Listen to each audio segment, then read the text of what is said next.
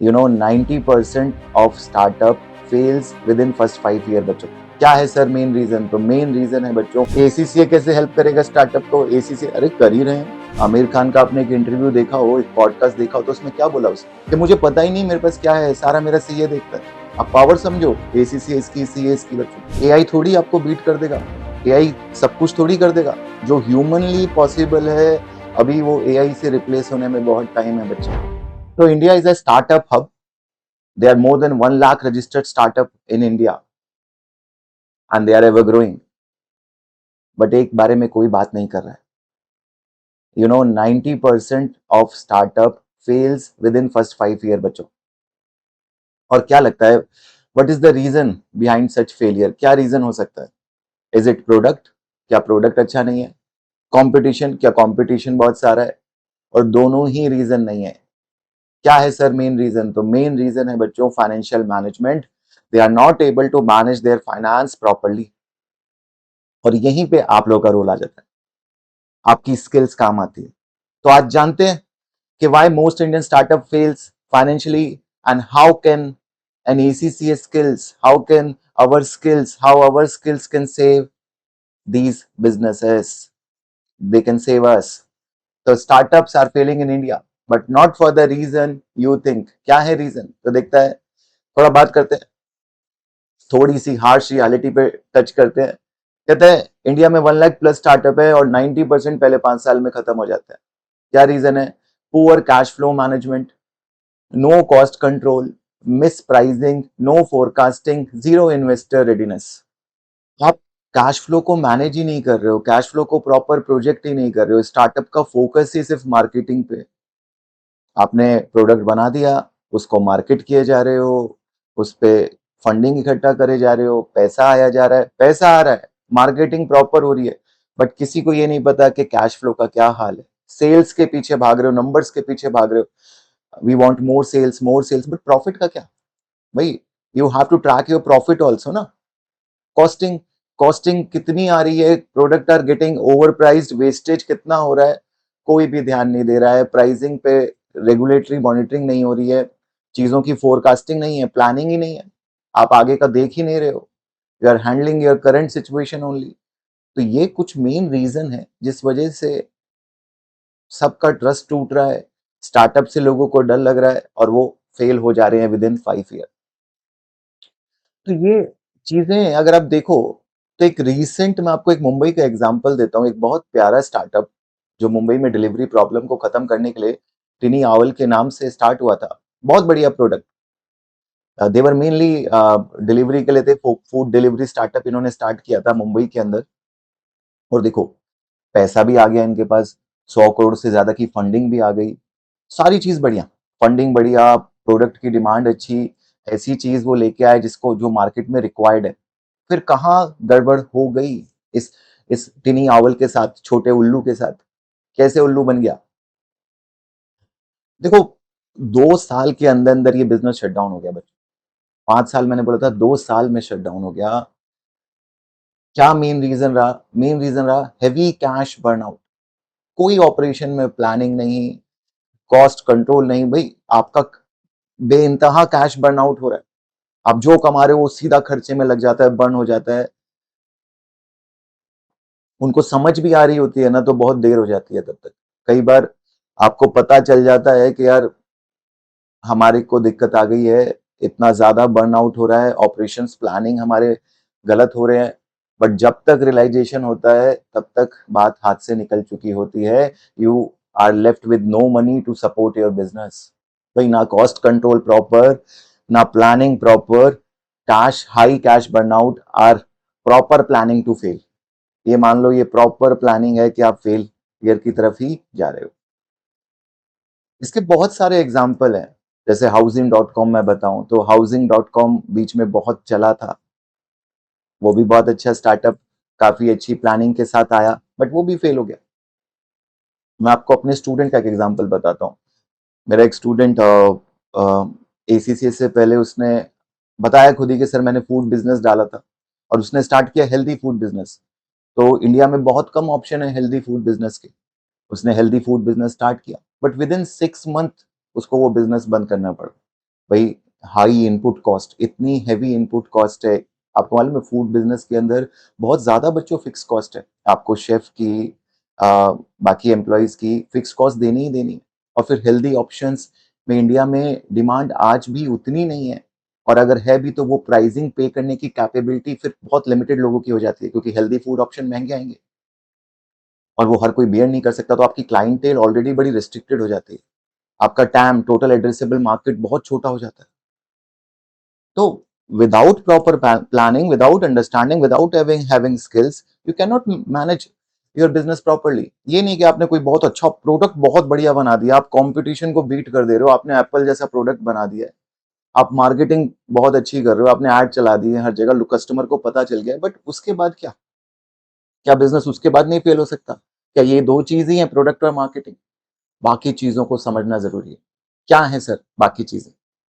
तो समझो, बहुत चीजें जो फाउंडर्स, अपन जैसे एंटरप्रेन्योर गलती कर देते हैं ना, वी आर वेरी पैशनेट।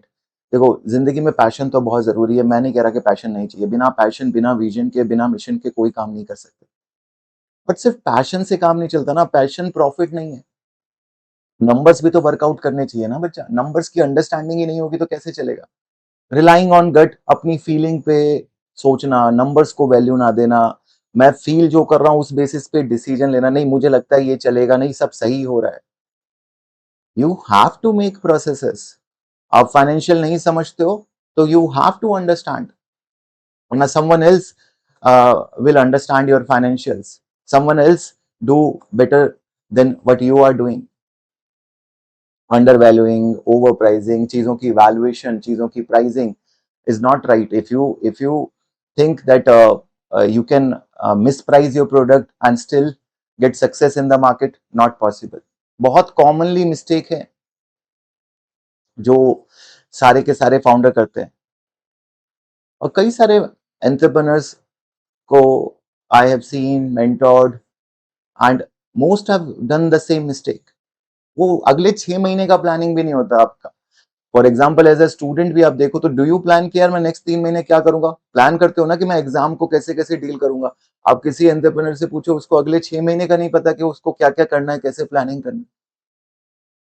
तो उस बेसिस पे तो सब कुछ अनप्लान्ड ही रहेगा। आप अगर ब्लाइंड फोल्ड रहोगे तो कैसे चलेगा? रनिंग आउट ऑफ कैश, पैसा कब शॉर्ट हो जाएगा, वर्किंग कैपिटल की नीड फुलफिल ही नहीं कर पाओगे। हम पढ़ते हैं ना फाइनेंस में, एक स्ट्रैटेजी होती है ओवर ट्रेडिंग, अंडर ट्रेडिंग। आप ओवर ट्रेडिंग में फंस जाओगे, आपका बिजनेस ग्रो कर रहा है बट उसको सपोर्ट करने के लिए पैसा नहीं बचेगा, वर्किंग कैपिटल की शॉर्टेज हो जाएगी, बैंक ओडी लोन लेना पड़ेगा, फिर उसका ब्याज देना पड़ेगा। और ऐसे बिजनेस में कोई इन्वेस्टर भी नहीं जुड़ना चाहता। जब दिख रहा है ना कि नाव डूब रही है, कोई बड़ा इन्वेस्टर भी उसमें हाथ नहीं डालेगा, क्योंकि उसे भी समझ आ जाता है कि भाई यहाँ पे कोई स्ट्रक्चर नहीं है, कोई प्लानिंग नहीं है, कोई प्रोसेस नहीं है, it is going to fall. और नहीं फॉल होता, लक से बच जाता है, तो we are not ready to take such risk. कौन लेगा ऐसे रिस्क? तो ध्यान रखना, जिंदगी के रूल बता रहा हूं, ये पांचों बातों को बच्चों ध्यान रखो। Passion is not equal to profit. Passion बहुत अच्छी चीज है, पैशन कैन मूव माउंटेन, कह सकते हैं हम ये बात, but it require planning. A passion without planning is useless, it's failure. तो पैशन प्रॉफिट में नहीं कन्वर्ट होगा। पैशन को प्रॉफिट में कन्वर्ट कब करना है? when you stop relying only on your feeling जरूरी है, इंट्यूशन जरूरी है, बट उसी पे रिलाई करके नहीं, नंबर जरूरी है। फाइनेंशियल्स को समझो, रीड फाइनेंशियल, ये स्किल डेवलप करो कि यार बैलेंस शीट क्या है, पीएनएल क्या है, प्राइसिंग, कॉम्पिटिटर को समझो, कॉस्टिंग को समझो, तभी आप you will able to do proper pricing. Cash को मेंटेन रखो, कितना मेरा फंड, कितना इक्विटी, कितना डेट, कितना मुझे बोरो करना, it should be proper plan control. आने वाले 6 महीने में कितना पैसा चाहिए होगा मेरे धंधे को, 1 साल में, आने वाले 5 सालों में, सारी प्लानिंग करके रखो। And then your business will become investor ready. Then we want to enter in your business. Then everyone want to support you. चलना अकेला ही है, और चलते चलते कारवा बनता है। तो अकेले अकेले लोग जुड़ते रहेंगे, सही लोगों को जोड़ना है, सही टीम बिल्ड करनी है। 4 पीस जो होते हैं ना, प्राइस, प्लेस, प्रमोशन और प्रोडक्ट, तो इन 4 पीस पे ध्यान रखना। अब इसमें एसीसीए का क्या रोल है सर? एसीसीए कैसे हेल्प करेगा स्टार्टअप को? एसीसीए, अरे कर ही रहे हैं इतने सालों से, चार्टर्ड अकाउंटेंट्स एसीसीए स्टार्टअप खुद बना रहे हैं या उसमें जुड़े हुए हैं, उनका मेन रोल है, किससे भी पूछो। अभी बीच में आमिर खान का आपने एक इंटरव्यू देखा हो, एक पॉडकास्ट देखा हो, तो उसमें क्या बोला उसने कि मुझे पता ही नहीं मेरे पास क्या है, सारा मेरा सीए देखता है। आप पावर समझो, एसीसीएस की, सीएस की बच्चों, उनके नॉलेज की वैल्यू समझो। दो क्वालिफिकेशन है बट नॉलेज तो सेम ही होल्ड करती है। इन आपके पास इतनी ताकत है ना कि आप किसी भी बिजनेस को कितना ही बड़ा ग्रो करवा सकते हो या उसे खत्म कर सकते हो। सारे बड़े बड़े बिजनेस भी चार्टर्ड अकाउंटेंट्स पे, एसीसी पे सब कुछ डाल के छोड़ रखे होते हैं, भूल चुके होते हैं, उन्हें पता भी नहीं होता कि कहाँ पैसा लगाना है, पैसे से पैसा कैसे बनाना है। सारी स्किल्स आपके पास होती है। अरे नॉलेज जब होगा, जब स्किल होगी, तभी तो उसको प्रैक्टिकली अप्लाई कर पाओगे। आप बजटिंग पढ़ते हो, फोरकास्टिंग पढ़ते हो, फाइनेंशियल स्टेटमेंट आपसे बेटर पढ़ना कौन सीखेगा? तीन तीन पेपर तो आप देते हो, एफए है, एफआर है, एसबीआर है, आईएफआरएस का इनडेप्थ नॉलेज है। आपसे कोई पूछे रेवेन्यू के बारे में तो लिंकेज है, आप सब कुछ पढ़ रहे हो, you are master of all, आपके पास सारी चीजों का नॉलेज है। प्राइसिंग कैसे होती है, पेनिट्रेशन प्राइसिंग, पेनिट्रेशन प्राइसिंग समझते हो? जैसे मार्केट को पेनिट्रेट करना। प्राइस स्कीमिंग, जैसे जियो की बात करूं तो जनरली वो पेनिट्रेशन प्राइसिंग करते हैं। ओला उबर इतना सस्ता लेके आओ कि सब दुनिया दीवानी हो जाए। आजकल डिलीवरी है, फूड डिलीवरी है, ये सब क्या इंडिया में पेनिट्रेशन प्राइसिंग बहुत चलता है, बट आपको पता ही नहीं क्या होती है पेनिट्रेशन प्राइसिंग, कैसे करनी है, तो कैसे करोगे? मार्केट स्किमिंग, स्किमिंग मतलब टॉप लेयर से बहुत हाई वैल्यू पे, जैसे एप्पल अपने फोन लेके आता है, टॉप लेयर को पहले स्किम कर लेता है, उनकी पॉकेट से पैसा निकाल लेता है, फिर जो बचता है बाकियों को देता है। तो आपको देखना है, मैं प्राइस स्किमिंग लगाऊं, पेनिट्रेशन प्राइसिंग लगाऊं, बहुत discrimination pricing, there lot of pricing techniques you study in your costing papers. Working capital कैसे मैनेज करें, करंट एसेट्स कितनी रखें, करंट लायबिलिटी कितना रखें, डे टू डे खर्चों को कैसे कंट्रोल करें, रेशोज, इन्वेस्टर की ratios, what is current asset, what is current liabilities, how is my working capital ratios doing, what is my GP margin, OP margin, without understanding investor ratios. और investor ratios तो particularly मैं बताऊं तो मैं profitability liquidity को हटाऊं तो investor ratio, जैसे पी रेशो होती है, price to earning ratio, earning per share, dividend yield, ये सब तो बहुत इंपॉर्टेंट रेशो। सिंपल सी बात है, what you are giving to your investor, what you are giving to your wealth provider, how much profit your business is generating, how much return on the capital you are generating. That skill, that understanding can only come from a professional qualifications like ACCA. क्योंकि आपको ना एक package दे देती हैं। आप समझते हो ना कि सर हमें कोई क्यों हायर करेगा, इंटरव्यू में क्या पूछेगा, हमारे अंदर क्या है, क्या क्वालिटी है, ये क्वालिटी है आपके अंदर।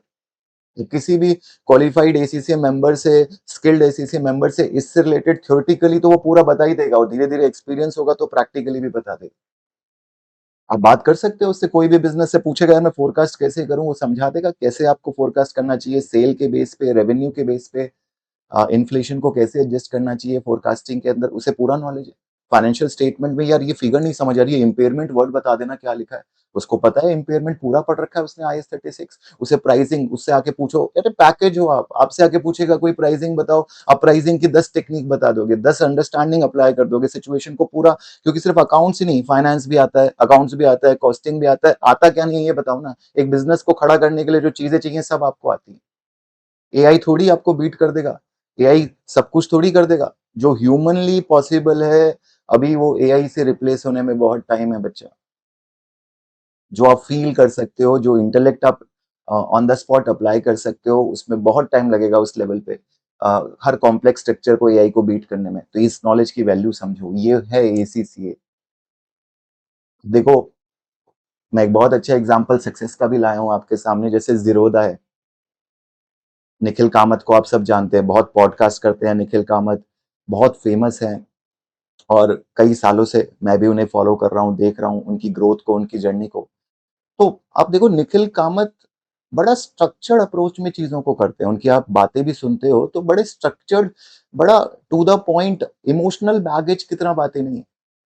पर्सनल पैशन को और नंबर्स को अलग किया हुआ है। पैशनेट है, पता लगता है, बट प्रैक्टिकल भी है। पैशन प्लस प्रैक्टिकेबिलिटी इंपॉर्टेंट है, नॉलेजेबल है, पढ़ते हैं किताबों को, स्किल्स डेवलप करी हुई हैं, समझा कि कैसे मैंने इतना बड़ा बिजनेस क्रिएट किया है।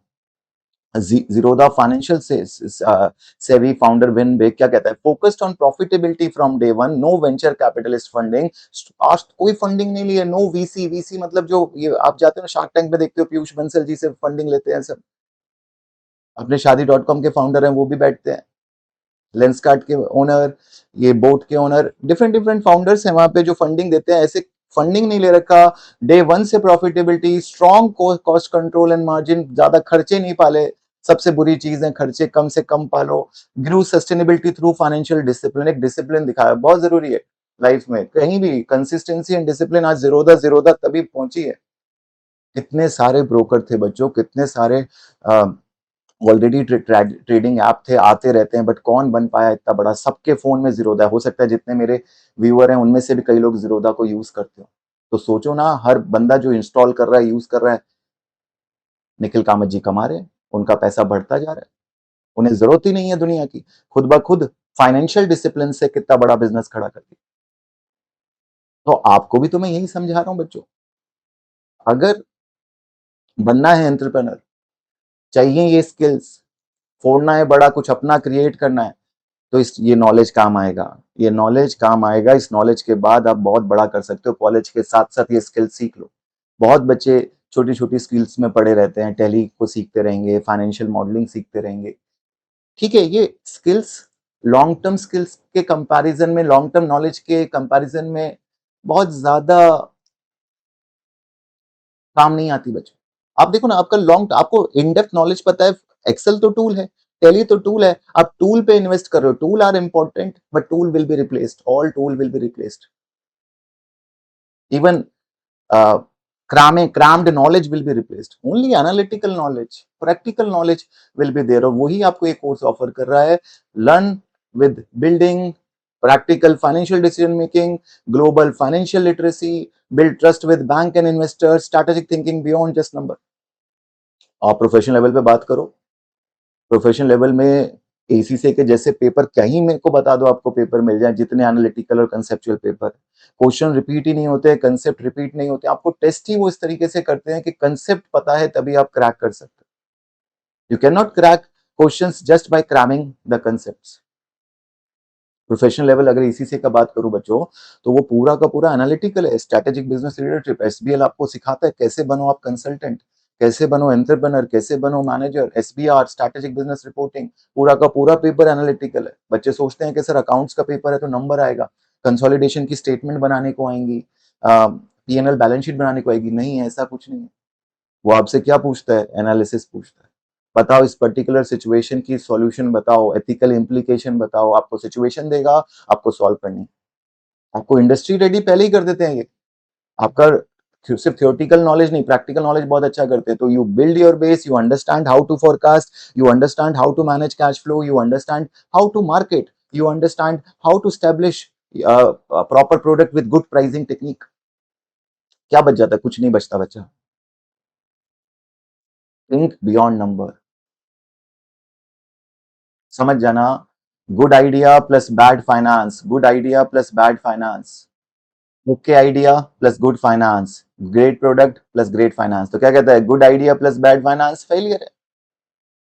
कितना ही अच्छा आइडिया हो, कितना ही अच्छा आपने विजन देखा है, मिशन बना रखा है, आज मैकडोनल्ड यहां तक नहीं पहुंच पाता, वो आइडिया, केएफसी 65 की उम्र में सबने उसका आइडिया रिजेक्ट कर दिया, गुड आइडिया था, प्रॉपर फाइनेंसिंग करी, हार नहीं मानी, और आज जहां है आप लोग सब जानते हैं। ये बड़ी बड़ी ब्रांड चेन ऐसे नहीं बन गई है पैशन को लेके, passion plus planning, okay idea है, आपका आइडिया बढ़िया नहीं है, गुड फाइनेंस आपके पास है, तो भी आप सक्सेस की पिविट है, एक ट्रांजिशन पॉसिबिलिटी है, उस आइडिया को आप बेटर कर सकते हो, even okay idea, great product, great finance ही सक्सेस का रास्ता है। आप कई बार देखते होगे ना, आप कहीं कहते होगे कि यार इसका नॉलेज तो बहुत अच्छा है, चीजें तो बहुत अच्छी है, बट आपका नॉलेज बहुत अच्छा है, चीजें बहुत अच्छी हैं, फिर भी आप सक्सेस नहीं पा रहे हो, तो आपकी प्लानिंग सही नहीं है, आपकी फाइनेंसिंग सही नहीं है, तो वो दोनों चीज का होना जरूरी है। आप देखो ना मेरी लाइफ में मेरे को दिक्कत कहाँ आ रही है, चाहे पढ़ाई में बात करो चाहे बिजनेस में बात करो, सेम ही रूल लगते हैं, लाइफ के फंडे चेंज नहीं होते। तो क्या स्टेप्स हैं, understand your number, make smarter decision, scale your business and invest in financial knowledge. तीन बात होती है बच्चों, 3S मैं बच्चों को हमेशा बताता हूँ, और वो 3S लाइफ में बना के रख लो, स्किल, स्केल और स्पीड, स्किल, स्केल और स्पीड। स्किल डेवलप करो एसीसी से, स्केलेबल रहो, छोटे में काम नहीं करना, कभी छोटा काम नहीं करना, स्टार्ट करना है हमेशा बड़े विजन के साथ, छोटा नंबर देखोगे यू आर फेल्ड, आप देख रहे हो मैं लोकल में काम करूंगा, 10 बंदों के साथ काम करूंगा, ज्यादा झंझट होगी, ज्यादा दिक्कत होगी। स्केलेबल धंधा बनाओ, स्केलेबल। आज गूगल है, फेसबुक है, स्केलेबल है, एमएनसीज है, मैकडोनल्ड, एक ऐसा नहीं है कि सिर्फ अपने गली में 4 जनों को बर्गर खिला रही है। और स्पीड, अरे टाइमली करो चीजों को, स्पीड दिखाओ चीजों के पीछे, लैग नहीं होना चाहिए। Too much delay is again a failure. आप फिर नहीं पहुंच पाओगे जहां पहुंचना है। आज जो प्रोग्रेस है जीरोदा की, आप देख रहे हो, कोई जिस प्रोग्रेस को लोग कस्में खाते हैं, कई सालों में उस प्रोग्रेस को अचीव करने की कस्में खाते हैं कि यार इतना टाइम लगता है, 50 साल लग जाते हैं, 20 साल लग जाते हैं, वो सब बातें नेगेटिव हैं, फेलियर की हैं। एक प्रॉपर स्केल में, प्रॉपर स्पीड के साथ वर्क किया जा सकता है। और बहुत ऐसे एग्जाम्पल हैं, लास्ट 5 ईयर 10 ईयर में आप देखोगे तो वो यूनिकॉर्न बन गए। इंडिया में स्टार्टअप्स भी फेल हुए हैं तो यूनिकॉर्न भी बहुत सारे बने। बहुत सारे एग्जाम्पल इसके आप जानते ही हैं। तो ध्यान रखो, ready to master business finance. Finance isn't optional, it essential. Learn skill, yeah, skill your startup truly needs, and build the confidence with every financial decision. Her financial decision ऐसा होना चाहिए कि आपको को सक्सेस से जोड़े, आपके डिसीजन को और बेटर करे। तो a good product with a good finance will definitely get you success. Marketing से बच्चों सिर्फ अटेंशन आनी है, मार्केटिंग से सिर्फ अटेंशन आनी है, बट जो फाइनेंस बिल्ड होगा, वो फाउंडेशन बिल्ड होगी, वो फाइनेंस से ही होनी है। यू नीड बोथ, सिंगल से काम नहीं चलेगा। Skill plus good idea, you need both to reach the success. तो ये था मेरी तरफ से बच्चों। मैं हूं आपका friend, mentor, ACCA CMA Mohit Agarwal, कि how can these skills help you to build a good business. तो स्टार्ट करते हैं इस जर्नी को, इस सेटअप को, स्टार्टअप को, एक नया स्टार्टअप स्टार्ट करते हैं विथ कॉन्फिडेंस, विथ क्लैरिटी। तो तब तक के लिए take care all of you, bye bye, Tata.